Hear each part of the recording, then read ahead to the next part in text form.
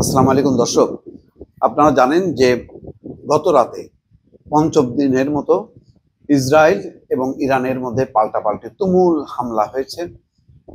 ইরানের লক্ষ্য ছিল ইসরায়েলের বিমান ঘাঁটি, আর ইসরায়েলের লক্ষ্য ছিল ইরানের পারমাণবিক অস্ত্র কর্মসূচির যে কেন্দ্র, সেই কেন্দ্রে আঘাত হানা।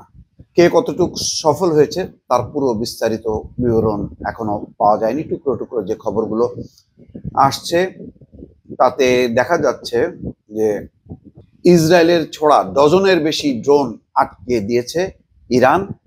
অন্যদিকে ইসরায়েলের আকাশে সন্দেহজনক উড়ন্ত বস্তু, একযোগে 50টি যুদ্ধ বিমান দিয়ে ইরানের অস্ত্র কারখানায় হামলা। ইরানে মার্কিন হামলার ব্যাপারে কি সিদ্ধান্ত নিলেন ট্রাম্প, এই খবরগুলো এসছে। সেই খবরগুলো যদি আমরা একটু দেখি, তাহলে প্রথমেই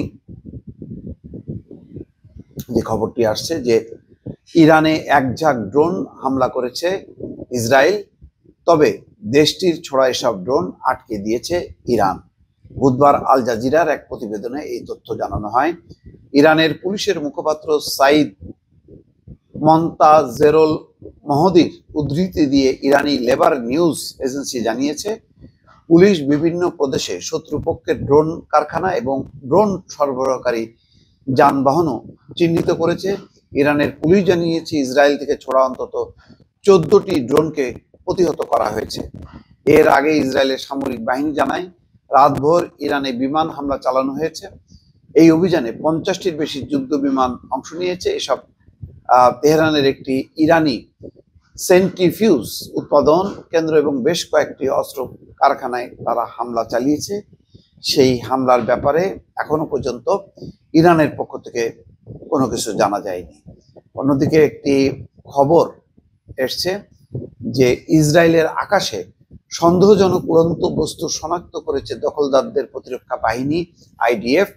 বস্তুটি পূর্ব দিক থেকে উড়ে এসে ইসরায়েলে প্রবেশ করে। বুধবার দ্য টাইমস অফ ইসরায়েল জানায়, সাইরেন বাজার পর আইডিএফ আকাশ প্রতিরক্ষা ব্যবস্থা সক্রিয় করে। এ সময় তারা দেখতে পায় সন্দেহজনক উড়ন্ত বস্তু উত্তর ইসরায়েলের উপর ঘুরপাক খাচ্ছে। সঙ্গে সঙ্গে বস্তুটি ভূপাতিত করা হয়। উত্তর ইসরায়েলে সাইরেন বাজার পর আইডিএফ বস্তুটি লক্ষ্য করে। বিমান বাহিনী পূর্ব দিক থেকে উৎক্ষেপিত একটি সন্দেহজনক আকারযান ভূপাতিত করেছে, তবে সেটি কি এটা এখনো বোঝা যাচ্ছে না দর্শক। মানে একটা ঘোরের মধ্যে আছে ইসরায়েল, বোঝা যাচ্ছে।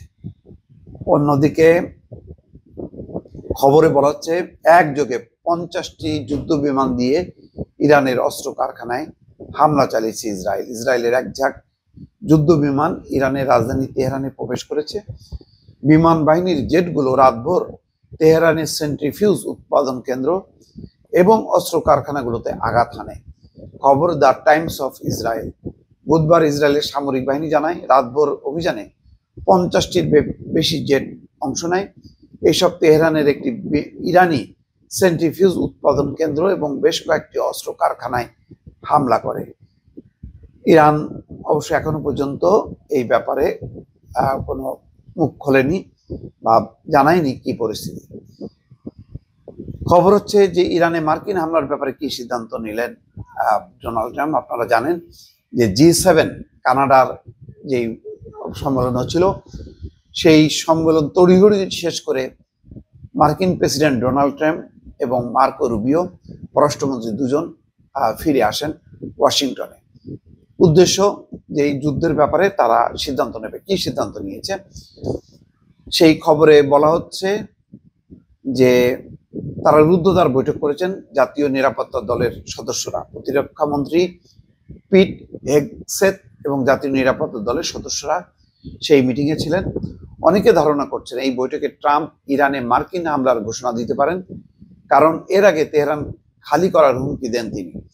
বৈঠক শেষে কি সিদ্ধান্ত হলো তা জানতে সাংবাদিক, কূটনীতিক, মিত্রপক্ষ, শত্রু সবাই চেষ্টা চালিয়ে যাচ্ছে। হোয়াইট হাউসের কর্মকর্তারা বলেন, ওয়াল স্ট্রিট জার্নালকে জানিয়েছে মার্কিন প্রেসিডেন্ট ডোনাল্ড ট্রাম্প এখনো সিদ্ধান্ত নেননি ইরানের পারমাণবিক এবং সামরিক কর্মসূচিতে হামলা চালানোর জন্য আমেরিকা ইসরায়েলের সাথে যোগ দিতে পারে কিনা তা নিয়ে ট্রাম্প এখনো দ্বিধান্বিত। কর্মকর্তারা বলছেন ট্রাম্প এবং তার জাতীয় নিরাপত্তা দলের মধ্যে ইরান নিয়ে আলোচনা হয়েছে। সেখানে বেশ কয়েকটি বিকল্পের মধ্যে একটি ছিল হামলা।